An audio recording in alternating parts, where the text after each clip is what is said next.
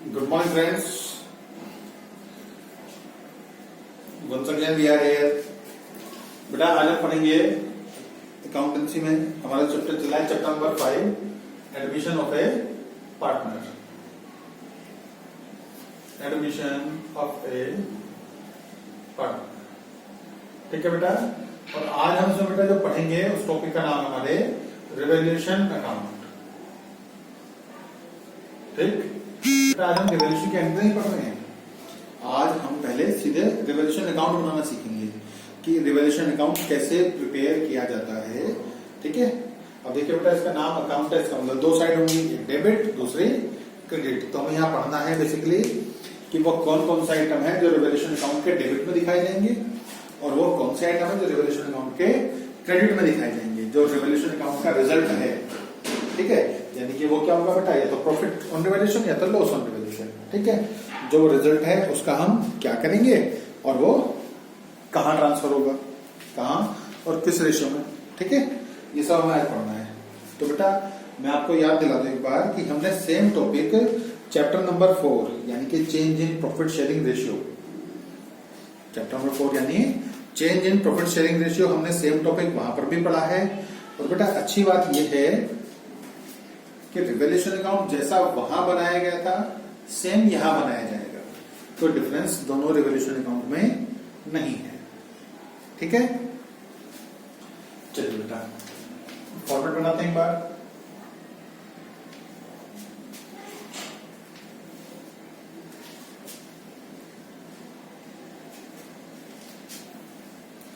बेटा ये आपकी डेबिट साइड है और ये राइट हैंड वाली आपकी क्रेडिट साइड है। ठीक है, ये पर्टिकुलर्स पहला कॉलम, दूसरा कॉलम आपका अमाउंट। अगेन इधर भी बेटा पर्टिकुलर्स और अमाउंट। ठीक है बेटा, डेट का कॉलम बनाने की रिक्वायरमेंट इसमें नहीं है आपको। ठीक, चलिए देखिए बेटा डेबिट साइड है यानी कि इधर क्या होंगे, सारे लॉसेज आप इधर दिखाएंगे। इधर क्या लिखेंगे बेटा, लॉसेज। आपको रिवैल्यूएशन से जो भी लॉस होगा वो सारा का सारा टू की और बेटा, और रिवैल्यूएशन से भी आपको कोई प्रॉफिट होता है तो वो प्रॉफिट आपका बाई की।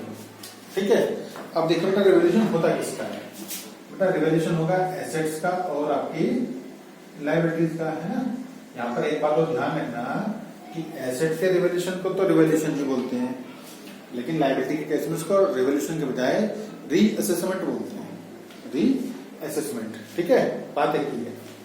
अब देखिए बेटा, अगर हम किसी चीज को रिवैल्यूट कर रहे हैं यानी कि हम उसकी वैल्यू को फिर से मेजर कर रहे हैं या उसको हम फिर से वैल्यूएशन कर रहे हैं, तो बेटा यहाँ पर दो बातें हो सकती हैं कि या तो ये वैल्यू पहले वाली वैल्यू से इंक्रीज हो जाएगी या तो ये वैल्यू पहले वाली वैल्यू से डिक्रीज हो जाएगी। दोनों केस में बेटा आप जब एसेट को रिवैल्यूट करेंगे या अपनी लायबिलिटी को रीअसेसमेंट करेंगे तो दोनों ही केस में केवल दो ही रिजल्ट आपके पास आएंगे कि या तो वैल्यू इंक्रीज हो गई होगी या तो वैल्यू डिक्रीज हो गई होगी। अब देखिए बेटा, एसेट्स हैं इंक्रीज हो सकती हैं और डिक्रीज हो सकती हैं।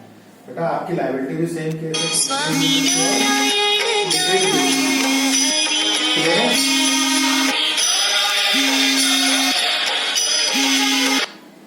आपकी एसेट्स लायबिलिटी दोनों के लिए ही बात है कि वो इंक्रीज भी हो सकती हैं और डिक्रीज भी हो सकती हैं। ठीक है, अब देखिए बेटा एसेट्स यदि इंक्रीज हो जाती है तो इसका मीनिंग क्या है, हमारे पास एक एसेट थी 10,000 थी लेकिन अब उसकी मार्केट में वैल्यू 12,000 हो गई है। इसका मीनिंग एसेट की वैल्यू बढ़ गई, यानी हमें क्या हुआ बेटा, हमें प्रॉफिट हो गया। ठीक है, प्रॉफिट हो गया तो कहां पर जाएगा बेटा, रिवैल्यूएशन के बाई की ओर। देखा ना प्रॉफिट कहां दिखाई देंगे, क्रेडिट साइड में। ठीक, एसेट की बेटा वैल्यू थी 10,000 लेकिन अब मार्केट में उसकी वैल्यू केवल 8,000 है, यानी कि हमें लॉस हो गया। क्लियर है, तो लॉस कहां पर जाएगा, लॉस की साइड यानी कि डेबिट की ओर। ठीक, ऐसे देखिए लायबिलिटी को बेटा, लायबिलिटी की वैल्यू इंक्रीज हो गई। एक क्रेडिटर था, उसके यहाँ पर 10,000 रुपीज थे लेकिन अब बोलता है कि 10,000 नहीं, बहुत दिन समय हो गया तो मैं इंटरेस्ट के साथ लूंगा 10,500, यानी कि हमें क्या हो रहा है बेटा, यहाँ पर लॉस हो रहा है। और यदि ये घट जाते हैं तो हमें क्या होता है, प्रॉफिट होता है। ठीक है, अब देखिए यानी कि हमारे पास दो ही रिजल्ट आए, या तो किसी रिवैल्यूएशन से हमें प्रॉफिट होगा या तो हमें उससे लॉस होगा।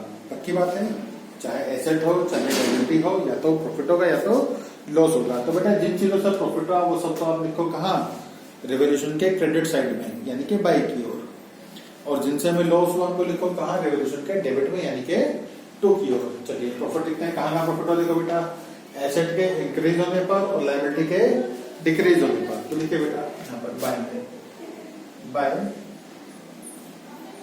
Decrease in asset. ठीक है बेटा, यहाँ पर क्या करेंगे हम, जो भी एसेट, सॉरी उल्टा हो गया बेटा ये ना, इंक्रीज इन ठीक है, जो भी एसेट इंक्रीज हो रही है उसका नाम लिखेंगे।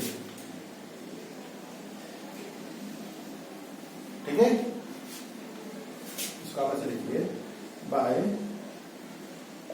Asset account. कौन सा पैसा बेटा, इंक्रीज का पैसा। ये भी ध्यान रखना कि वैल्यू जितने रुपए इंक्रीज हुई है वो दिखाएं आपको, वैल्यू जितने रुपए से इंक्रीज हुई वो दिखाएं। एसेट है हमारे, चलिए हम इसका नाम लेते हैं, दिस मशीन है बेटा, मशीन की वैल्यू 10,000 थी लेकिन अब उसकी वैल्यू हम 12,000 वैल्यूड कर रहे हैं। इसका मीनिंग है वैल्यू कितनी बढ़ गई बेटा, 2,000। तो 2,000 इंक्रीज हो गया प्राइस, वो यहाँ पर लिखा जाएगा बाय एसेट में, बाय मशीन 2,000। ठीक है बेटा, ऐसे बेटा लायबिलिटी का देखिए, बाय लायबिलिटी बेटा, इस लायबिलिटी का नाम लिखा जाएगा है ना, एसेट का नाम लिखा जाएगा। लायबिलिटी कब लिखा होगा यहाँ पर, जो वो डिक्रीज होगी, क्योंकि लायबिलिटी के डिक्रीज होने से हमें प्रॉफिट होता है।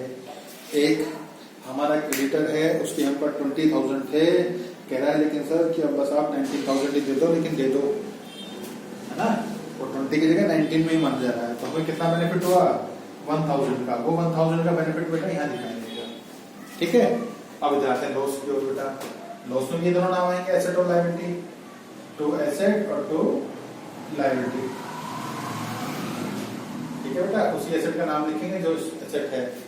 अब एसेट यहाँ पर कब आएगी बेटा, जब एसेट से हमें लॉस होगा। एसेट से लॉस होगा यानी कि हमारी एसेट की वैल्यू डिक्रीज हो रही होगी, उसका आप डेप्रिसिएशन ही बोल सकते हैं बेटा। ठीक है, डेटर्स 10,000 थे लेकिन अब उस पर 500 रुपए बैड हो गए हैं, तो आप सीधे लिख सकते हैं टू बैड डेट्स, ये टू डेटर।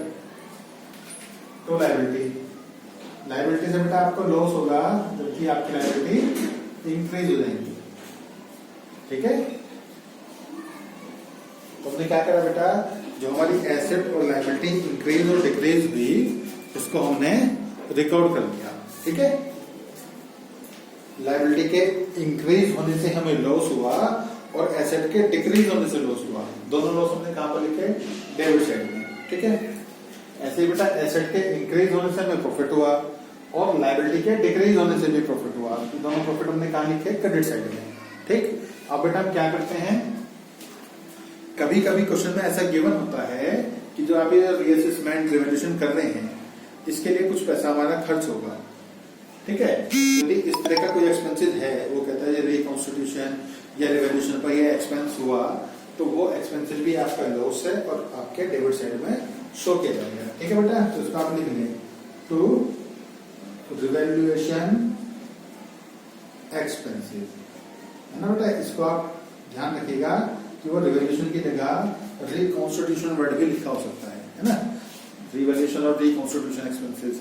ठीक, आप देखिए बेटा ये एक्सपेंसेस भी दो तरह हो सकते हैं। हो सकता है एक्सपेंसेस फर्म ने पे की हो, फर्म ने पे किए तो बेटा सीधे टू कैश है बैंक अकाउंट। ठीक है, और कभी कभी ये एक्सपेंसेस क्या होते हैं बेटा, किसी पार्टनर को जिम्मेदारी दी जाती है और वो पे करता है। अगर पार्टनर ने पे किए हैं या उसने पे करने की जिम्मेदारी अपने ऊपर ली है तो फिर यहाँ पर उसका नाम आएगा पार्टनर का। तो respected partner, capital, current account, जो भी कंडीशन है क्वेश्चन में। ठीक है, अब बेटा हमें दोनों साइडों को मैच करना है कि हमारे प्रॉफिट कितने हैं और हमारे लॉसेस कितने हैं। ठीक है, तो हम दोनों साइड को ऐड कर लेंगे तो हो सकता है कि हमारा क्रेडिट साइड ज्यादा है, डेबिट साइड कम। तो इसका मतलब है क्रेडिट ज्यादा है बेटा, डेबिट कम है, यानी कि प्रॉफिट हो गया। तो क्या करेंगे, इसको लिखेंगे to profit on revaluation, profit on revaluation transferred to partners. ठीक है बेटा, अब यहाँ पर कैपिटल और करंट अकाउंट डिपेंड करेगा इस बात पर कि कैपिटल आपकी कैसी है, फ्लक्चुएटिंग है तो कैपिटल अकाउंट और फिक्स है तो पार्टनर्स के करंट अकाउंट में बेटा पार्टनर्स के नाम लिख देंगे और जो प्रॉफिट की अमाउंट होगी ये वाली इसको हम इनमें इनके ऑल शेयरिंग रेशियो में डिस्ट्रीब्यूट कर देंगे। कौन सा रेशियो बेटा? All sharing ratio. ठीक है, इस बात को बेटा अच्छे से याद रखना कि रिवॉल्यूशन का प्रॉफिट या लॉस चाहे जो हो वो ऑल पार्टनर्स में डिस्ट्रीब्यूट होगा और ऑल शेयरिंग रेशियो में ही होगा। क्लियर है बेटा? ऐसा भी हो सकता है क्वेश्चन में कि ये साइड ज्यादा आई और ये साइड कम आ गई, यानी कि डेबिट ज्यादा हो क्रेडिट कम हो। इसका मीनिंग है कि हमें क्या हुआ बेटा? लॉस हो गया। ठीक है, तो जैसे बेटा हमने प्रॉफिट को डिस्ट्रीब्यूट किया है ऐसे ही हम लॉस को डिस्ट्रीब्यूट करेंगे, लेकिन तब इधर लिखेंगे उसको बाय लॉस ऑन रिवैल्यूएशन।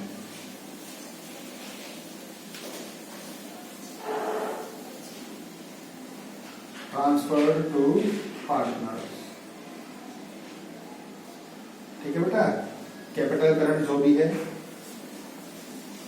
इस लॉस को हमने डिस्ट्रीब्यूट कर देंगे इनके ऑल शेयरिंग रेशियो के हिसाब से। ठीक है, और जैसे ही हम प्रॉफिट या लॉस की एंट्री करेंगे वैसे ही हमारे दोनों साइड का टोटल सेम हो जाएगा। ठीक, अब देखिए जहां हमने स्टार बनाया है, ठीक है बेटा, इन दोनों में से कोई एक ही आएगा क्वेश्चन में। तो स्टार की एंट्री है दोनों, यानी कि प्रॉफिट ऑन रिवैल्यूएशन और लॉस ऑन रिवैल्यूएशन। क्वेश्चन में से इन दोनों में से कोई एक ही होगा, या तो हमें इस क्वेश्चन में बेटा प्रॉफिट हो रहा होगा या तो लॉस हो रहा होगा। ऐसा नहीं हो सकता कि दोनों एक साथ हो जाएं। क्लियर है?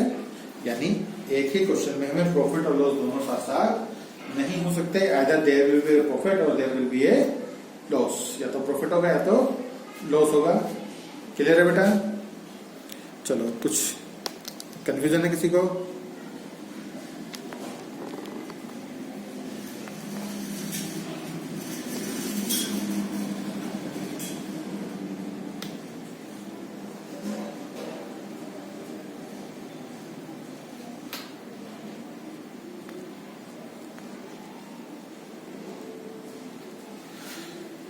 देखो नीचे तक आ रहा है क्या?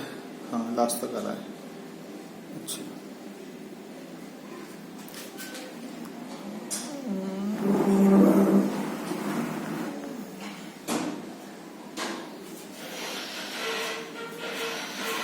चलो बेटा फिनिश है इसको।